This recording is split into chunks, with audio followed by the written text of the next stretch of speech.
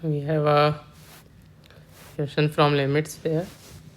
We'll try to analyze all these terms here and see their behavior as x tends to infinity. We have limit sine x square.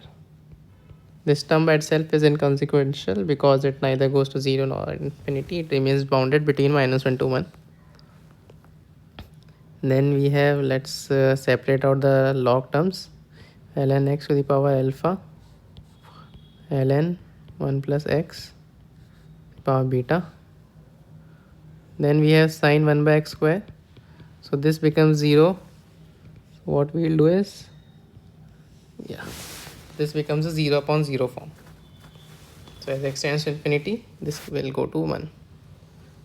Then we are left with beta plus 2.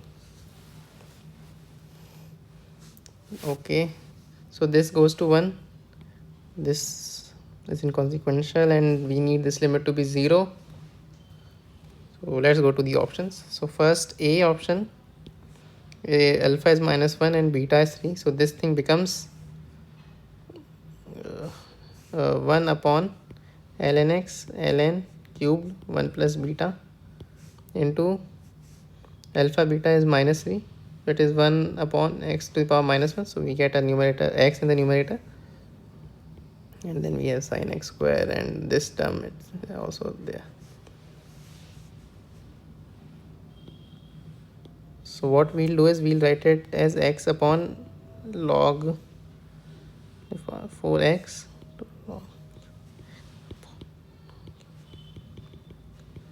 Now this thing goes to 1 as x tends to infinity. And this, so x grows faster than the log and any powers. We can see that by applying L'Hopital's rule again and again. The x will go away when differentiated, but we'll get another x when we'll differentiate the denominator's logarithm. So like differentiating it one way, we get x upon 4 log cube x. And again the x will always remain. So that means that in this case this limit will go to infinity, not to 0. So A option is incorrect.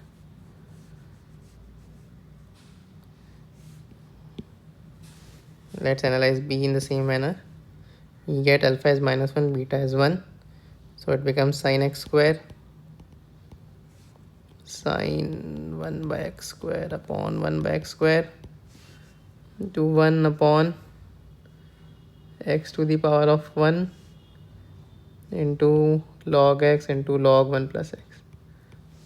So this clearly goes to 0 as x tends to infinity because the denominator grows larger and larger and the numerator is bounded. This limit goes to 1, this lies between -1 to 1. So B option is correct.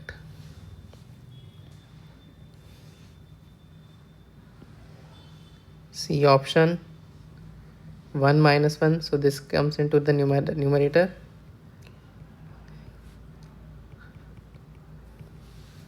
And the denominator remains x.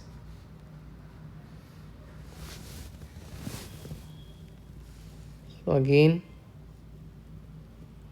we'll write this as log square x ln 1 plus x upon ln x. So this thing goes to 1. This is 1.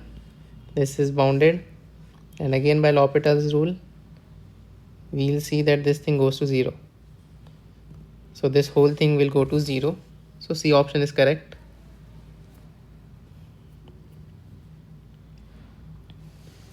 Let's try the D option. So this way. We are left with ln x ln square 1 plus x. In the denominator we have nothing, actually power 0, because alpha beta is -2 plus 2 0.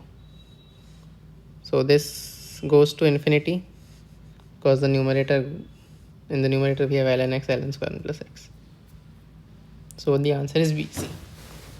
So the trick in this question was ln x or ln 1 plus x or any power of these, there's alpha and this beta. When alpha is greater than 0, this upon x, this goes to 0 as x tends to infinity. Similar for this. So that's the trick we used again and again. And another trick was ln x upon ln 1 plus x, as x tends to infinity, this goes to 1. So answer is